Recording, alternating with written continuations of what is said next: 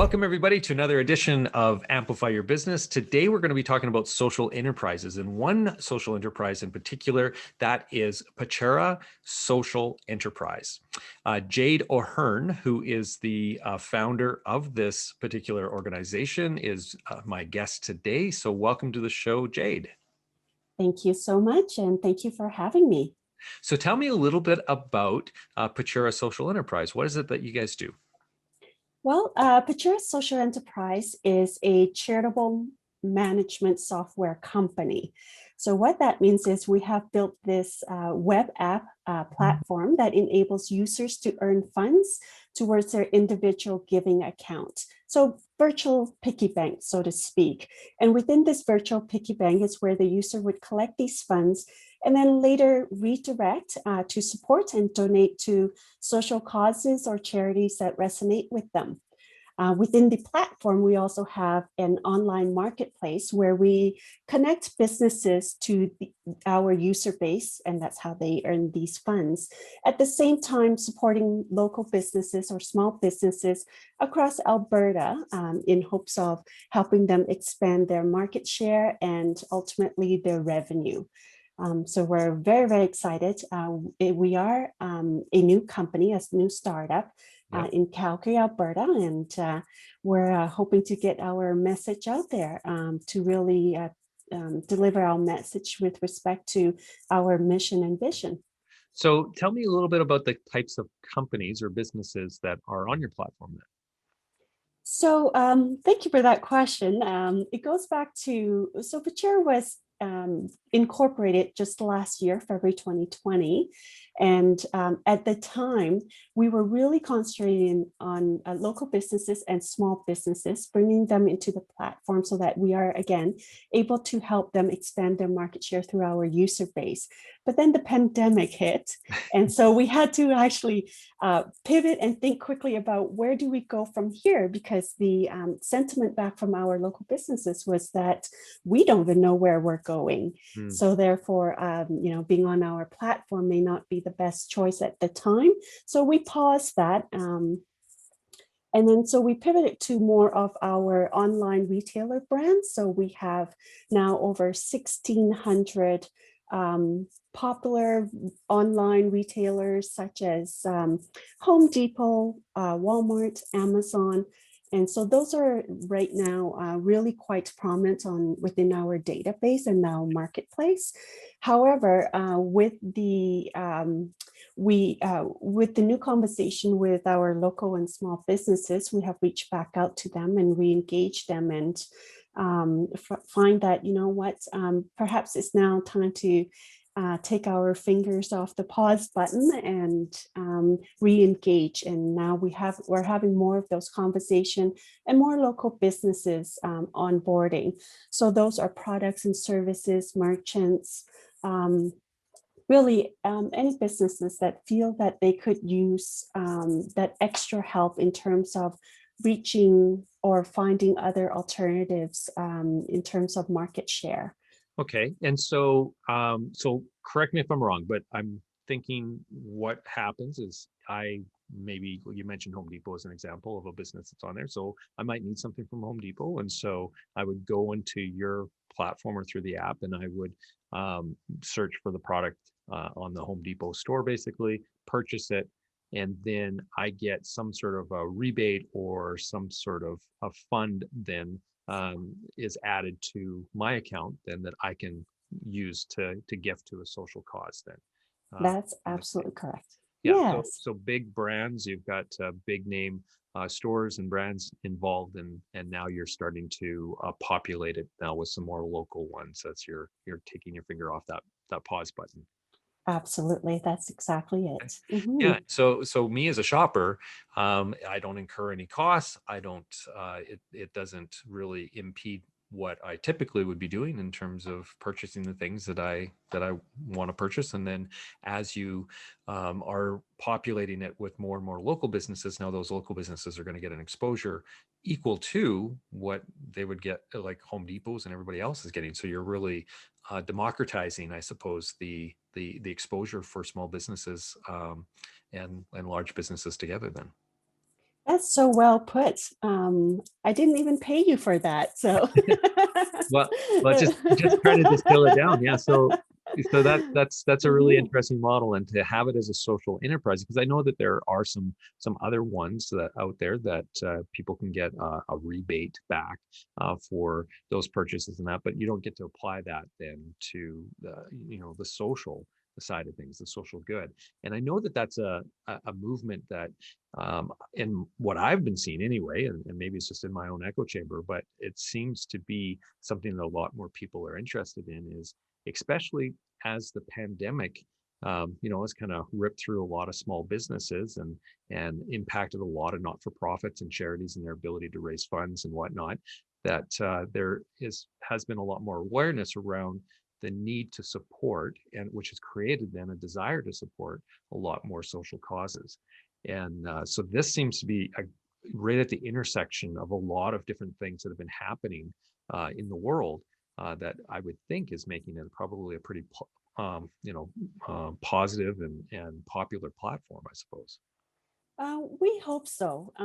We have had great successes recently. One of the really ultimately, a way to describe Pachira is also a fundraising crowdfunding platform. Okay. So yes, you're absolutely right. Unlike the other rebate program or companies, we really want to empower the individual to give and give their way.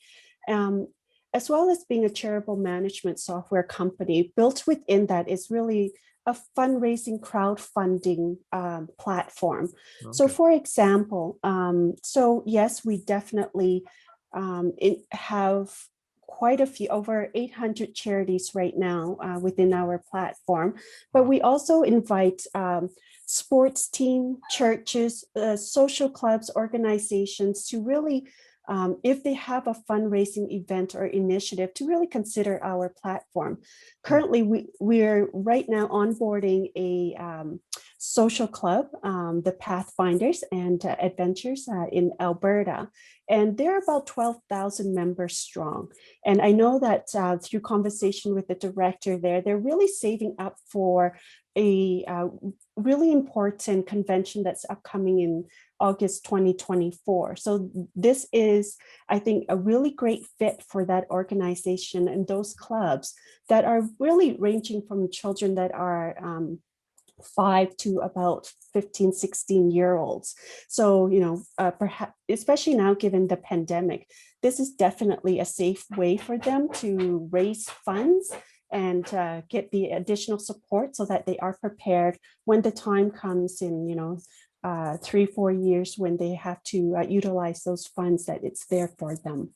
Yeah, and so I would imagine what happens in that scenario is that large membership base is promoted to by that organization to say, hey, this is a platform that we're going to use to generate some funds. And so if you can shift your spending through that platform, then and direct your piggy bank of funds that comes through that normal day-to-day spending that you're doing already to our organization, we can use this as a fundraiser. So is that how that would work then? And so you get the benefit of not only helping that charity, that organization, but at the same time they're promoting Pachira as well, right? Absolutely. It's really quite a beautiful collaboration and Hmm. cross promotion of building awareness of both our individual mission. Yeah. Pachira, of course, again, empowering the next generation of change makers and leaders. And then for the Pathfinders themselves, um, the requirement to raise quite a large, substantial amount of funds. Yeah. So it's built for exactly those type of organizations. And we have also been reaching out recently to university athletic teams. One of our new team member that's being onboarded is really quite passionate, for example, about equity for female athletes and how there are more challenges for female teams to actually raise funds through sponsorship Yeah. because of the lack of media exposure, for example. Hmm. So that's another avenue in which Pachira could definitely be used as a fundraising platform again, and we're very excited. We're working right now with 3 different female teams across Canada, and hopefully we will be able to onboard them soon. Hmm. Yeah, that's really good. And so you said there's how many charities and not-for-profits are part of the platform that people can choose to donate to? Yeah, right now we have near 800. 800. And yes, with the charities, we have an alliance with Charity Intelligence, which is a third-party organization that assesses and reviews charities according to 5 different criteria. And then they give them a star rating, or up to 5 stars. Hmm. So within our platform, and through agreement and approval of the founder of Charity Intelligence, we have uploaded those 5-star charities to our platform. And you may ask, why only the 5 stars? Well, one of the things that we have done through our demographic and focus group research is that one of the barriers to giving for the younger generation is that lack of confidence in choosing the organization or charities that are out there, because I think there are about like 180 charities across Canada. So how is an individual to really choose and have that confidence that their money is going to create the impact that they're looking for? So that's why we have the 5-star rated charities there. That's not to say that, again, we would definitely invite organizations and social causes and charities to reach out to us if they feel that Pachira could be a platform for them to ask for more donations and support in their causes. Okay, and so you're open to taking applications from basically anybody, and then you'll have some sort of vetting process that you'll use to bring those on board then. That is correct, yes. Now, most of our audience here at Amplify Your Business are business owners, most of them, local. And so now that you're taking the pause finger or your finger off the pause button and onboarding some more of those businesses, is there a process in place in terms of the way that you're vetting those businesses? What types of criteria do they need to meet? So for our local or small businesses, we ensure that they are incorporated. So again, that's to build up a level of confidence of legitimacy and credibility of the company themselves. And then it is a matter of myself speaking with the founder and CEO to make sure that there is a alignment in terms of the fit in our mission and the Pachira values. So again, a giving spirit. The really important factor is that they do want to implement some aspect of corporate social responsibility into their business model. So it's really a matter of having that conversation and being honest with each other in terms of what it is truly, the giving mission that they want. And so in fact, the criteria itself is not a matter of looking at their revenue performance. I mean, after all, perhaps that's why they're interested in joining us, is that we could help with that in terms of reaching and expanding their market share, and again, they're increasing their revenue. So we don't look at those type of parameters or performance metrics. So is there a cost or is a required percentage that goes into that piggy bank that the consumer would be collecting or accumulating? Is there a minimum requirement or anything like that that you impose upon the small businesses or any of the businesses that you have on your platform? So yes, we do ask for a 15% program fee. And out of that 15%, 10 of it is given to the user and deposited into the user's individual giving account. And Pachira retains the 5 for further build out of our R&D and our platform, so that we are able to bring in new features and upgrade our technology. And there are many that we want to introduce into the platform and slowly build it from there. So 15% of total sales before taxes is the program fee and requirement for small businesses to join us. And is there a requirement? I presume that the business needs to have an online store already in order for the online transactions to occur, or how is there like how exactly does that work, I guess?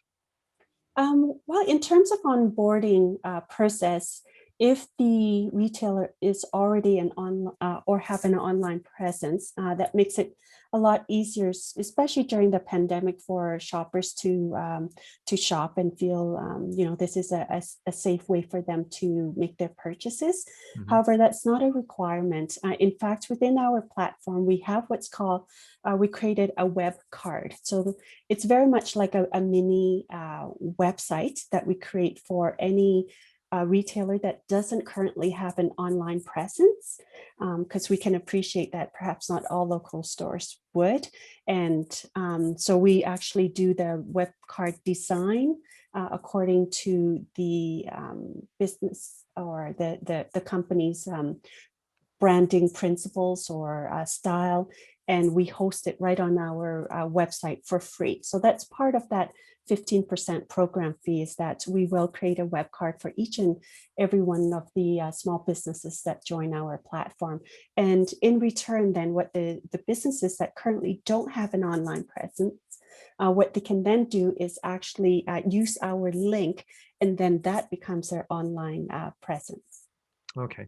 And so then through that, like they would put their products then on those web cards, or so that the transaction, you would be collecting the payment then for those online transactions, or and then sending the money back to the business. Is that how that works?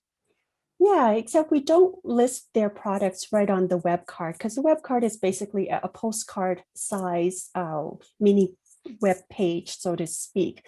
What we speak to is essentially who they are, their about. It captures their about page, essentially, if they were to Yeah. have an online presence, and then a mention of what type of products they offer or services, because it also could be a service driven business, and basically how to locate them there. So contact information.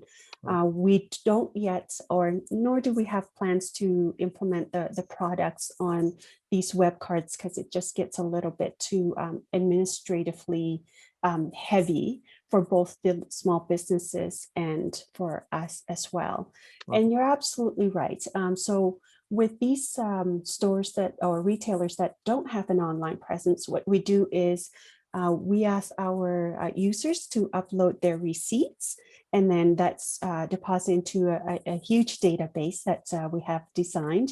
And then at the end of the month, or at a certain agreed upon commission amount, then we send out the program invoice to the retailer. Oh, I see. Okay, so the user themselves are the ones who would be scanning the receipts, and then that is how you then do your billing. So it's not through an online transaction or something like that where you're automatically taking that percentage. It's something that is manually done then after the purchase has been completed. Yeah, it's very similar to like a health spending account, Mm-hmm. where the user has to claim their commission.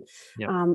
It is a step that is required by the user, but also at the same time that provides a bit of a checkpoint as well as reconciliation for us. Yep. No, that's really good, because that definitely reduces the complexity in terms of the platform that you need to build in order to monitor and track all those transactions that would be occurring, and simplifies that process. It may put a little bit more onus on the user, but at the same time, the reason why the user is coming to your site and using Pachira is because they're trying to do something good with their purchase dollars, right? And so I would Yes. imagine that extra step isn't something that's too much of a burden for them. Well, and we hope in about 2 years' time to introduce a app that would just basically allow us to scan the receipt. So that's where the 5% of the program fee would go towards. And so that is something in the works, because we do want to streamline the process as much as possible for our user base. But because this is essentially, our MVP, and we're constantly proving and looking at ways to make the process more seamlessly, but also a fun process for our user base as well. Yeah, no, that makes a lot of sense. Now, in terms of the geography that you cover, you mentioned that you're a Calgary-based business. Is this just for Alberta? Is this Canada? Is this North America? What's your reach right now? Right now is Albertans and Alberta small businesses and our user base. However, that being said, the not-for-profit side is more Canada-wide, just because, again, charities and not-for-profit don't just operate within one geographic area. For example, like within Alberta, some organizations are Canada-wide. So that's the only exception there. But for us, we're really concentrating on having smart growth and manageable growth. I'm sure a lot of the business owners here could appreciate that sometimes if you grow too fast, it becomes unmanageable. So we're very, very intentional with our reach and engagement at this time to ensure that we are able to provide the level of service and expectation for all of our user groups, be it the small businesses or the users. So we're again, with the MVP, it is also a big learning process for us to help us understand how the users actually use our platform and what kind of features our small businesses may ask in the future. Mm-hmm. Now, a lot of our audience maybe aren't familiar with what a social enterprise is. Can you give a little bit of a background as to how you would define a social enterprise? Yeah, I always say that, being a social enterprise company is kind of like that intersection between profit and purpose. For Pachira, we like to think that we're right smack dab in the middle of that intersection between cause and commerce, but there are spectrum of social enterprises. So on the one hand, you could have for-profit organizations that are really bring in that corporate social responsibility aspect to their business. So they still would be considered a social enterprise. And then on the other hand, you may have a not-for-profit or nonprofit organization that utilizes, let's call it conventional business revenue model into their organization. So that also would qualify as a social enterprise. So it is the social enterprise ecosystem, so to speak, seems to be developing, and that is one of the things that we do find somewhat difficult in terms of looking at metrics and finding out which organization, is truly a social enterprise organization, because there's no true form of it. I think it's a matter of, do you incorporate that CSR, corporate social responsibility into your business model? Or again, on the other end of the spectrum, if you are already a charitable organization, do you utilize some of that conventional business model or revenue generating aspect into your organization? Now, speaking of revenue and money and that, Pachira, tell me a little bit of the background on the name, because I think there's a strong connection there, right? Yeah, well, Pachira is about 40 years in the making, so to speak. Pachira itself, the name comes from the money tree. And across all cultures and boundaries, the money tree is a symbol for giving and well wishes and prosperity. So it's a generosity of that giving spirit, or encompasses that giving spirit. So that's why the name was chosen. And for myself, as I've indicated, that it is 40 years in the making, not Pachira as this charitable software company, but the concept of giving back has been with me for a long time. within our website, I share the story of how we came to Canada from as refugee family from a war-torn country from Laos back in 1980. And I often am proud to share a story of where my parents, I have 10 children with them, and so we are extremely fortunate and lucky to be adopted by Canada through a church. And essentially, I do share that to this day, it is my great belief that have we not been given that kind of generosity and that giving spirit of Canadians, I'm not sure if our family would be alive. Yeah. So when we landed in Canada, I remember my dad saying to us that, this is now your home. Canada is now your home. It is up to you to give back and give to her freely. And so that has always resonated and sat with me. And like I said, it took me 40 years to find a way to really bring that from inception, and I call it the seed of Pachira, to where we are today. Yeah, that's a wonderful story. And yeah, I mean, it is something that you see, especially now through the pandemic, like I mentioned in the beginning, there's a lot more people seem to be much more aware of this need to give back and have a desire to give back. And I think that's is something that, and you can correct me if the research is not proving this out, but I would suspect that this younger generation, the millennials and so on, they really want to be doing things with purpose and cause in mind, and that giving economy that maybe Pachira is part of now. I would think there's an appeal there for a lot of people of younger generations as well to respond to a platform like what you have developed and really start shifting their spending into something where they do have that ability to support causes and to give back. Yeah, absolutely. Back last year when we were doing our focus group and demographic research, we discovered that 82% of millennials now make a choice of between purchasing from companies that have that CSR aspect to their business model over a company that doesn't. So I think that's a huge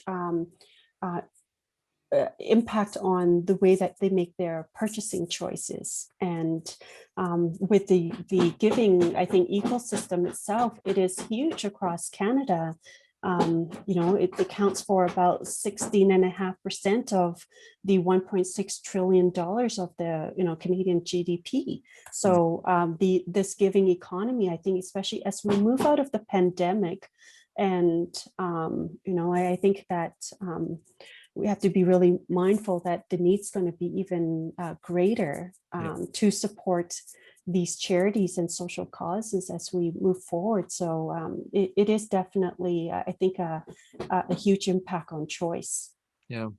So in terms of people reaching out to you, whether they're a charity, a social cause, whether they're a small business that is looking for added exposure and has a really strong desire to give back and wants to contribute a portion of their sales to the Pachira movement, what would be the best way for them to reach out and connect with you yourself, or is it through the website? Is it direct? How would you like people to reach out?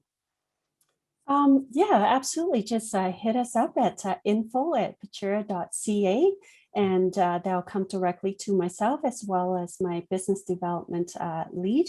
And we definitely would invite a conversation and explore how Pachira can bring that aspect of CSR, if it's not already there within your business model, and how we can help you reach that giving goal, as well as exploring ways that Pachira could help small businesses in terms of reaching greater market share. Excellent. And just so everybody knows, Pachira is spelled Pachira, and .ca is the URL. So head over to the website, check them out. There's just another example of a wonderful business that has been started to really support our communities and all the causes that are happening that really need our attention. And so I definitely encourage our audience to explore that and reach out to you guys directly at info if it is something that they want to pursue. So thank you very much. I really appreciate your time today, Jade. Well, thank you again for having me here. I really enjoy our conversation, and I hope to hear from some of the small businesses out there and see how we can help and grow together as a business. Yeah, sounds really great. So thank you everybody for tuning in to another episode of Amplify Your Business. If you're interested in checking out our archives, head over to amplimedia.com/amplify, and you'll see this episode as well as all of our future ones and past ones there as well. So thank you once again, Jade. Take care, everybody. Thank you. Stay safe and keep giving. It's something that we all need to be thinking of and we all should be doing. So thank you again, Jade, for spending this morning with us.